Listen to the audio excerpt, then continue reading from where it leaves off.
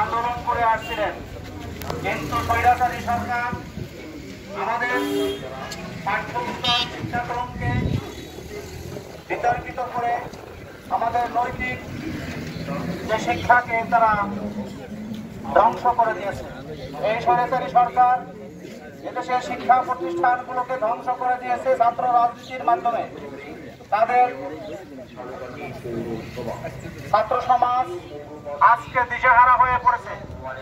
কোন প্রতিষ্ঠানে আজকে শিক্ষা সুষ্ঠু পরিবেশ নাই, এমনকি শিক্ষকরা অনীহা প্রকাশ করছে। তাই সম্পূর্ণ সমস্ত কারিকুলাম ও শিশুদের সকল আমাদের দেশের সাধারণ মানুষের উপর চাপিয়ে দেওয়া হয়েছে। আমরা শেষ যে আপনাদের কারিকুলাম প্রত্যাখ্যান করছি এবং বাংলাদেশের সুষ্ঠু শিক্ষার পরিবেশ ফিরিয়ে আসে, সেজন্য আমরা সম্মানিত উপদেষ্টাদের দৃষ্টি আকর্ষণ করে আমার সংক্ষিপ্ত আলোচনা শেষ করি। ধন্যবাদ।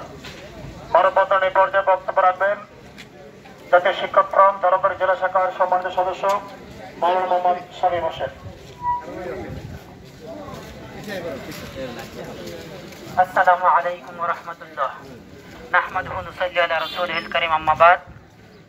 জাতীয় শিক্ষক ফোরাম কর্তৃক আয়োজিত উপস্থিত আজকের এই মানববন্ধনের প্রধান অতিথি ডাক্তার মোহাম্মদ সিরাজুল ইসলাম সিরাজি, জাতীয় শিক্ষক ফোরামের